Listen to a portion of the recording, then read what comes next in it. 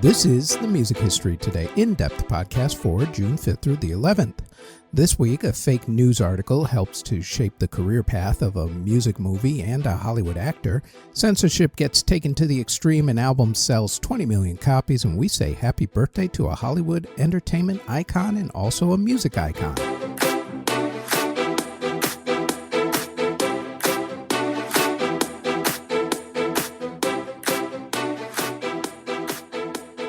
In 1976, music and movie producer Robert Stigwood was looking for his next big hit. He had just come off of making two successful movie musicals, Jesus Christ Superstar and The Who's Tommy. An article in New York Magazine caught his attention. It was titled The Tribal Rights of the New Saturday Night by Nick Cohen. The article told the story about a guy named Vinny and his buddies who were dancers in a discotheque in Brooklyn, New York, and who always dreamed of something bigger. Stigwood was hooked on the story and decided to turn the article into a movie. Vinny became Tony Manero. Stigwood got one of his old groups from his music producing days to do some music for the movie, and then he grabbed an up-and-coming actor from a television show and released the movie. That movie, Saturday Night Fever, became one of the biggest movies of the year. It turned the disco music genre into a global sensation, the soundtrack into one of the biggest selling movie soundtracks of all time, the music group on the soundtrack, the Bee Gees, into one of the biggest groups of all time, and the actor, John Travolta, into an international superstar, along with getting him an Academy Award nomination for playing Tony. Now, here is where this story gets a little weird, because it would be good right there, except that's not the end of the story. In 1994, almost 18 years after the original magazine article came out, Nick Cohen fessed up. In an article in the Guardian newspaper, he admitted that he actually made up most of the article. See, he had just moved to New York City at that point in his life when he was hired to write the article, and he didn't know the neighborhood in Brooklyn well enough to know any of the guys there. The name of the discotheque, Odyssey 2000, was real, and Vinny and his friends were Italian, but that was all that was real about the article. In fact, Vinny was actually based on a guy Nick knew from his old English neighborhood back in the 1960s. So you see, John Travolta and the Bee Gees owe their superstardom partially to fake news, which premiered in the June 7th, 1976 issue of New York Magazine. Also, bonus trivia for you, June 7th also plays very heavily in something else concerning John Travolta. On June 7th, 1972, after running at the Eden Theater, the Broadway musical Grease moved to the Broadhurst Theater on Broadway. And when it was turned into a movie, Robert Stigwood was the producer on that one as well, and he grabbed the guy he made into a star, John Travolta, for the main role. That 1-2 punch of Saturday Night Fever and Grease made John Travolta into the hottest actor in the world. June 7th must be a lucky day for Travolta. Next, let's talk a little bit about censorship. Censorship and music have been around since, well, music. As with a lot of art forms, the biggest fear is that when someone or some group decides to put their version of a moral code towards music, how far will it go and what kind of damage will it do? Back in the 1980s, the PMRC, the Parents Music Resource Center, forced the record industry to adopt a rating system. Anything deemed too mature for kids had a parental advisory sticker put on it, and at the time, people feared that things would be censored to the extreme. On June 7th, 1990, those fears became reality. In 1989, the Miami, Florida rap group 2 Live Crew put out an album called As Nasty as They Wanna Be. A song on the album, Me So Horny, began to gain some airplay on local radio, which did not sit well with one group. The conservative morality group, the American Family Institute, caught wind of the song and decided that not only was the song obscene, but that they were going to do something about it. A lawyer who worked alongside the group spoke about the album with the governor at the time, Bob Martinez, who got the local legal system involved, and finally Judge Mel Grossman ruled that the album could be considered obscene on June 6, 1990. Two Live Crew's Luther Campbell filed an appeal, and on June 7, 1990, Judge Jose Martinez ruled that the album was definitely obscene and was not covered by the First Amendment, which, of course, is freedom of speech for those not in the know. It seems to be a popular thing these days to scream out loud. As the judge wrote in his ruling, quote, "The Philistines are not always wrong, nor are the guardians of the First Amendment always right," end quote. What the Philistines have to actually do with this, I couldn't even begin to tell you. He further wrote that the album appealed, quote, "to dirty thoughts and the loins, not to the intellect and the mind," end quote. That's pretty much music in general. I mean, what did he think Frank Sinatra was singing about in Let's Go All the Way? To the moon? But I digress. The judge's ruling, which only applied to 3 counties in Florida, was extremely important. Not only did he make selling the album to a minor a felony, but you could actually be charged with a misdemeanor if you sold it to an adult. This ruling was put into effect and tested almost immediately. Only 2 days after Judge Gonzalez's ruling on June 9, 1990, a record store owner was arrested and charged with a felony for selling the album to a minor. The day after that, June 10, 1990, members of the Two Live Crew themselves were arrested for performing songs from the album in a nightclub. To be slightly fair to the police for 1 second, the police may have used the banned record to go after the record store owner, because a little while after they arrested him for selling the Two Live Crew's album, they arrested him again, this time for selling drugs. The album was pulled from a lot of record stores, but as you have probably guessed by now, the more the morality cops told people that they couldn't get the album, the more people became curious about the album. And soon, the album started selling like crazy everywhere, other than the state of Florida, of course. The case started gaining publicity thanks to Miami radio stations talking about it, along with chat groups on something that just gained popularity around that time called the Internet. Remember, kids, this was way before social media. This was in the AOL days. 32-bit modems and fax machine. Never mind. Google it. Anyway, finally, 2 years later, a higher court ruled that the album was protected by the First Amendment. The Supreme Court let the lower court ruling stand. Two Live Crew were allowed to sell the album outright, and all charges against everyone were dropped. Here's the kicker to all of this, though. While this case tested the foundation of freedom of speech, the case helped the album, which in my opinion wasn't even that good an album to begin with, into a 2 million copy seller instead of simply being a local Miami club favorite. Controversy does sell, after all. I will admit, though, that while I am not a fan of the album, Me So Horny is kind of a catchy song. Bonus points if you figured out that the Me So Horny vocal sample is from the movie Apocalypse Now. Me love you long time. This particular slippery slope of censorship started when a Florida judge ruled that the Two Live Crew's album, As Nasty As They Wanna Be, was legally obscene on June 6, 1990.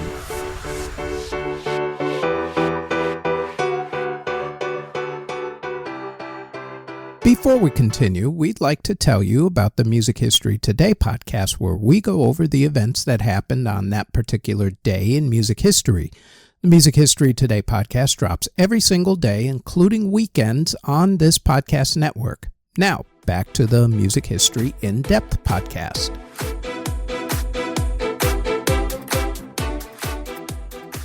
Angus Young was born on March 31st, 1955 in Scotland. In the mid-1960s, his family moved to Australia in order to escape a brutal winter, and there he learned how to play the guitar. At the age of 18, he and his brother Malcolm formed a band.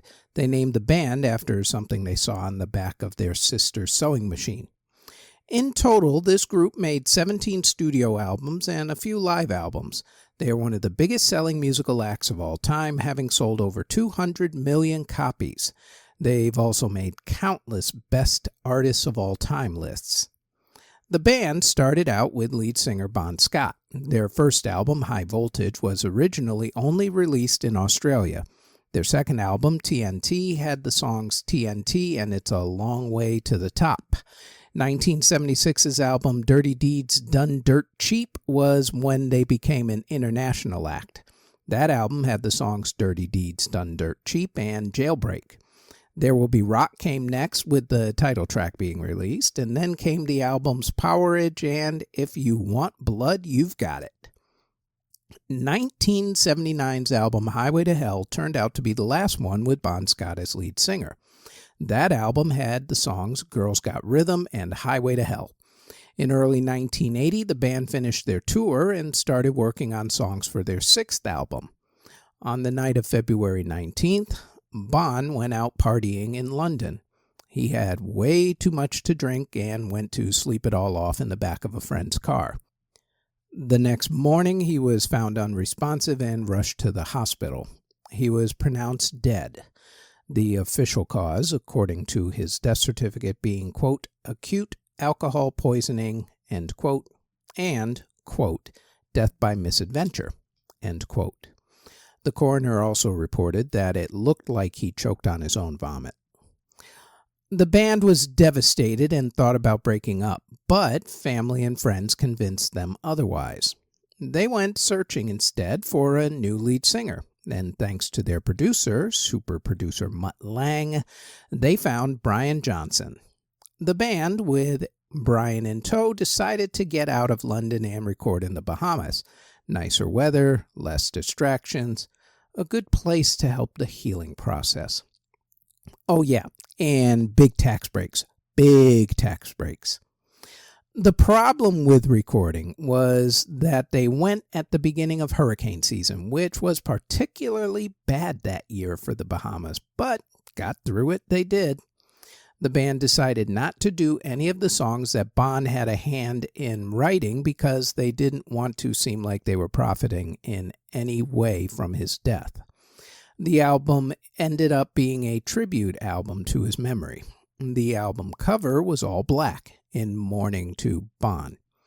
The AC/DC logo, though, had to have an outline around it. That was because of a compromise with the record label, who originally objected to the all-black record. The album, now titled Back in Black, was released on July 25th, 1980. To say that it was a huge smash would be an understatement. The album generated the classics Back in Black, You Shook Me All Night Long, and Hell's Bells, which has a whole other story about how hard it is to record a proper bell sound. On June 7th, 2004, Back in Black became the seventh album to sell over 20 million copies in America. It has now sold at least 25 million copies, making it the fourth biggest selling album in America, ranking behind two Eagles albums and Michael Jackson's Thriller. It has also become the second biggest selling album of all time worldwide, with only Michael Jackson's Thriller album beating it out. For the record, only 12 albums at the moment have sold over 20 million copies in America, and due to streaming, it'll probably stay that way for quite some time, unfortunately. The group AC/DC, with the album Back in Black, hitting the 20 million copy sold mark, a rarity in this day and age, at least in America, that is. On June 7th, 2004.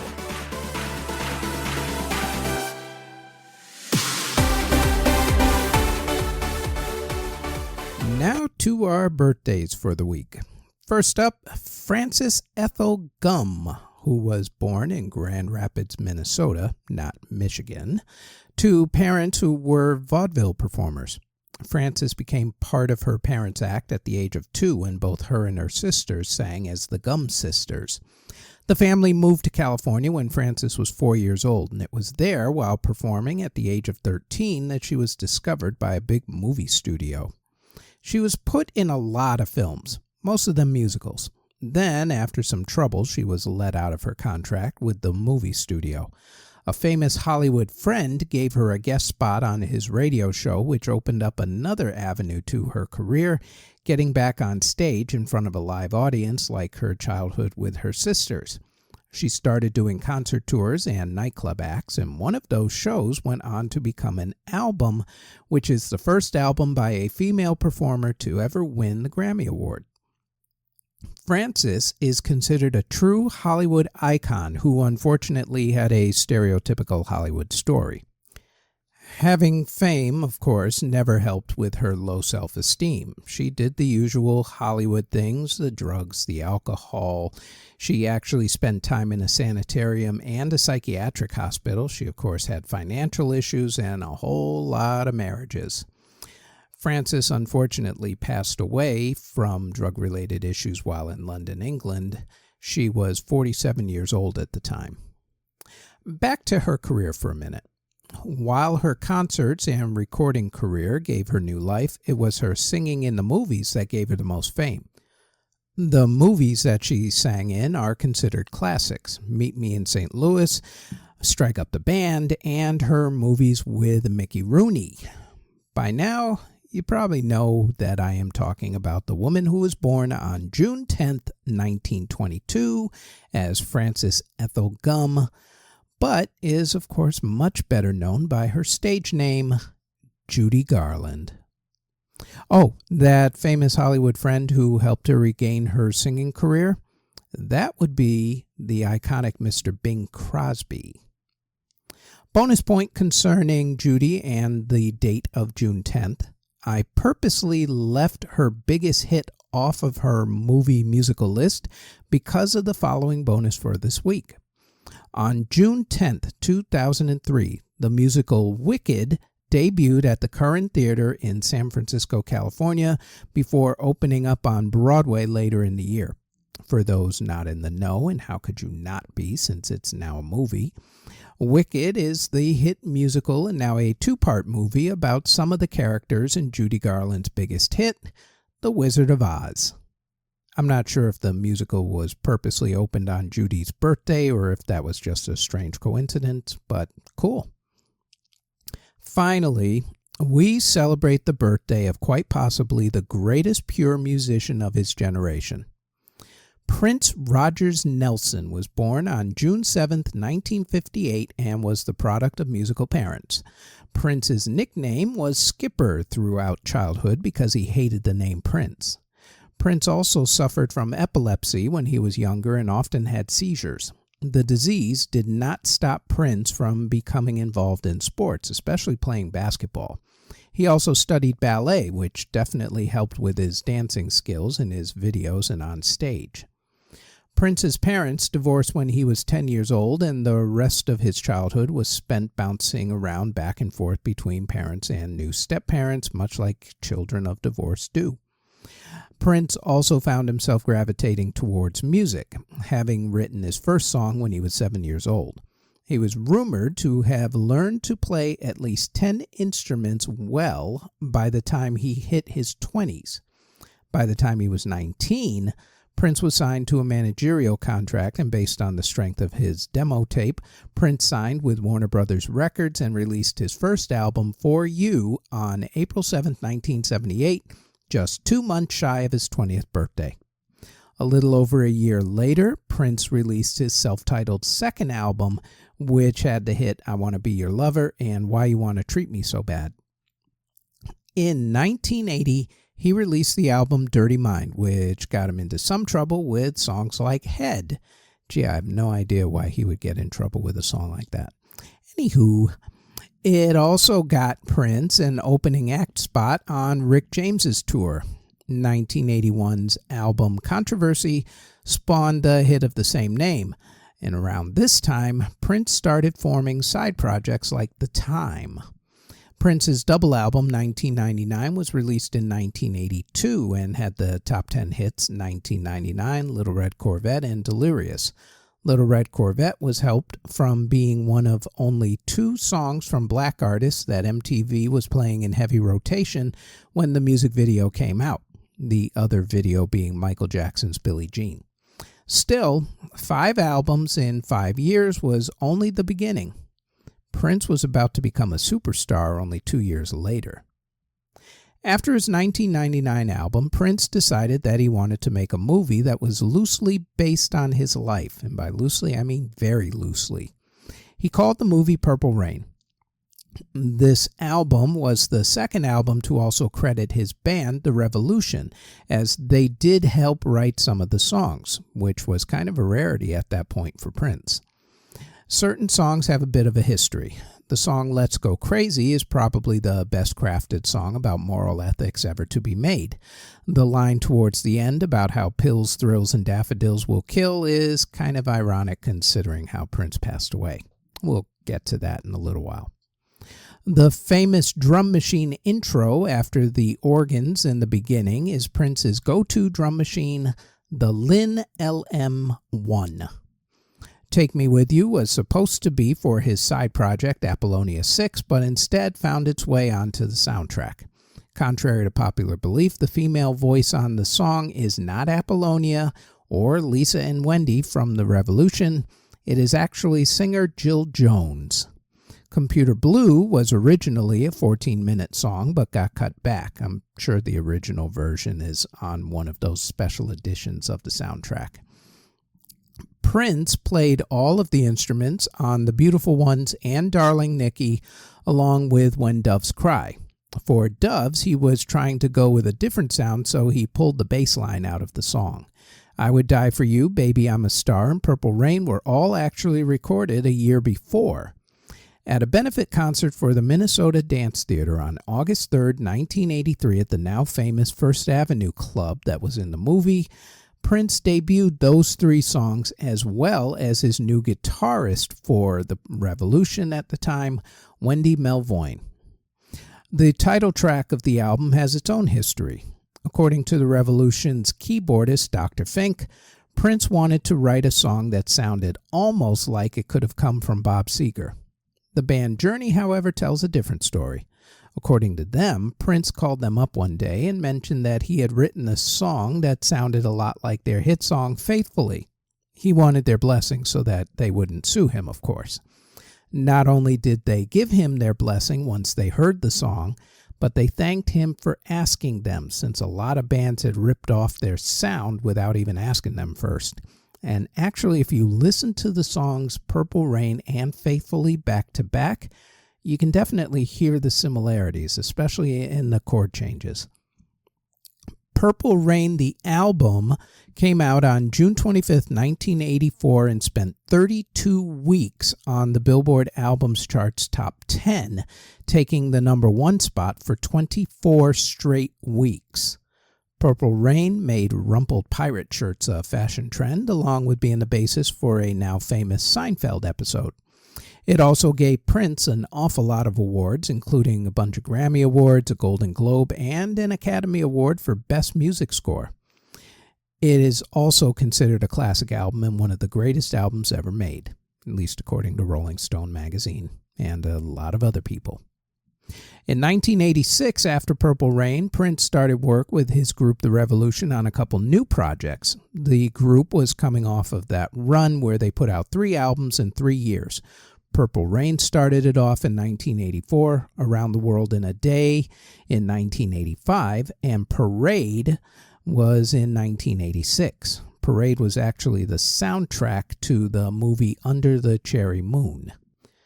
They were working on a couple of new things at that point. The first was going to be an album called Dream Factory. The second was going to be just Prince himself doing an alter ego named Camille, which was actually his singing voice sped up and pitched higher. Something happened along the way of doing those albums, though, and Prince ended up breaking up The Revolution and he got a new band. He continued work on his new album, still using a lot of the songs that he and The Revolution had worked up. For some of the songs, he reworked the parts so that someone else could sing them. For a few, like Housequake, he kept the idea of using his alter ego voice. Prince had so many songs that he wanted to put out a triple album called Crystal Ball. His record label, Warner Brothers, didn't like that idea at all, so everybody compromised and decided on putting out a double album instead. The album title was also changed from Crystal Ball to Sign of the Times. Sign of the Times, the album, was released on March 30th, 1987 in England and March 31st in America. It spawned a concert film along with 3 big hits: Sign of the Times, You Got the Look with Sheena Easton, and I Could Never Take the Place of Your Man. The album was a top 10 hit in 14 different countries, including America, where it hit number 6. It was the 47th biggest selling album of 1987, even though it was not a huge seller by superstar standards. It sold just over 1 million copies, but not much more, probably because it was a double album and thus priced a whole lot more than your standard LP record. A lot of critics consider it Prince's best work, although honestly I'm still partial towards Purple Rain. That's just me. After the success of Sign of the Times, Prince created new backup groups like the New Power Generation, another movie called Graffiti Bridge, a couple more albums that did pretty well, like Lovesexy, the soundtrack to Graffiti Bridge, along with the soundtrack to Tim Burton's 1989 Batman movie. In the mid-90s, Prince had very public fights with his record company, with him first going by his famous symbol as his name, and then he left his record label Warner Brothers altogether and started his own record label. Eventually, he did go back to Warner Brothers, but it took a while, and I believe he got a really sweetheart of a deal in order to do it. The 20th century was when Prince was a hit-making machine. And while he was still putting out albums, they weren't anywhere as popular as his albums pre-2000. However, as the 21st century began, Prince became one of the most respected musicians, along with revered status in the industry as a legend. His 2007 halftime show at the Super Bowl, complete with rain actually coming down while he played the song Purple Rain, is considered the greatest halftime show of all time. During his surprise appearance at the 2015 Grammy Awards to present the Best Album Grammy, he was treated to an extra long standing ovation and cheers. He also had that blistering guitar solo that has gone down in history as one of the greatest live guitar solos ever during the song While My Guitar Gently Weeps, during the Rock and Roll Hall of Fame induction ceremony when he was inducted. One last thing that you might not have realized about Prince was that even though he was a fashion icon, that cane that he stylishly walked around with was not there for the look. Prince had injured his hip from all that jumping that he used to do on stage. He had surgery to repair his hip and had started taking painkillers to deal with the pain. As with a lot of people, he ended up addicted to the pills and put his health in jeopardy. And on April 15th, 2016, Prince was taken to a hospital in Illinois while on a private flight back home when he became unconscious. Once released, he went home to his mansion, Paisley Park Studios in Minnesota. He spent the next few days going around town, seeing a jazz performance, among other things. On April 22nd, 2016, Prince was supposed to see Dr. Howard Kornfeld, who specialized in medicine addictions, in order to have a physical exam. On the morning of April 21st, 2016, Dr. Kornfeld's son came by Paisley Park in order to give Prince some medication to help with his withdrawal symptoms. By the time the doctor's son reached the house in the morning, Prince was found unresponsive in his elevator at Paisley Park. It was the doctor's son who made the frantic phone call to emergency authorities at 9:43 a.m. And even though the ambulance got there in less than 10 minutes, they could not bring Prince back because Prince had been dead in the elevator for at least 6 hours. Prince was pronounced dead officially at 10:07 a.m. The official cause of death was medicine-related, as he was taking medicine in order to deal with the hip pain.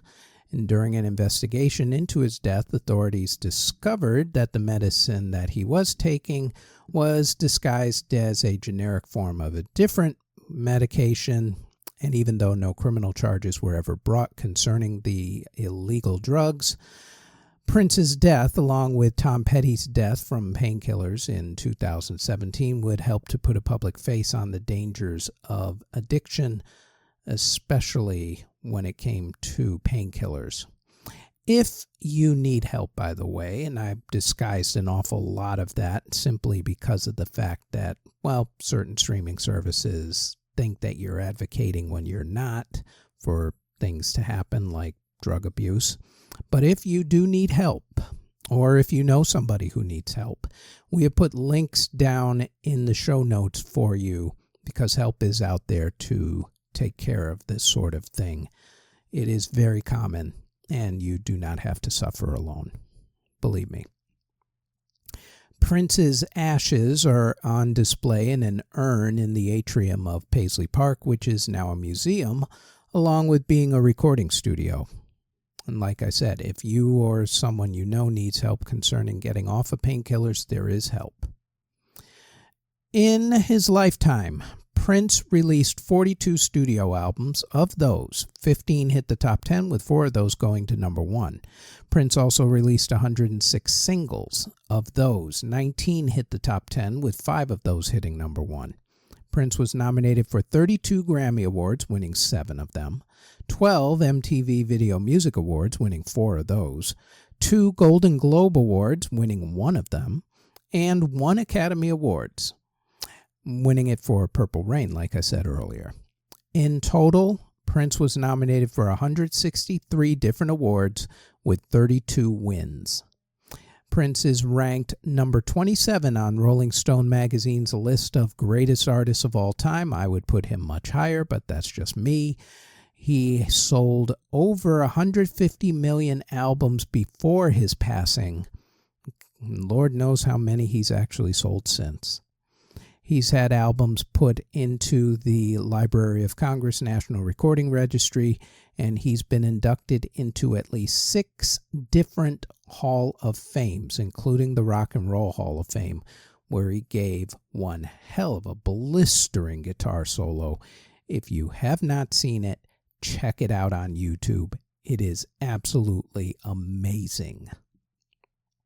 Happy birthday to my idol, Prince, or Skipper to his friends. June 7th, 1958. And that is it for the Music History In-Depth podcast for June 5th through the 11th. Thank you very much for listening and or watching if you're on Spotify or YouTube.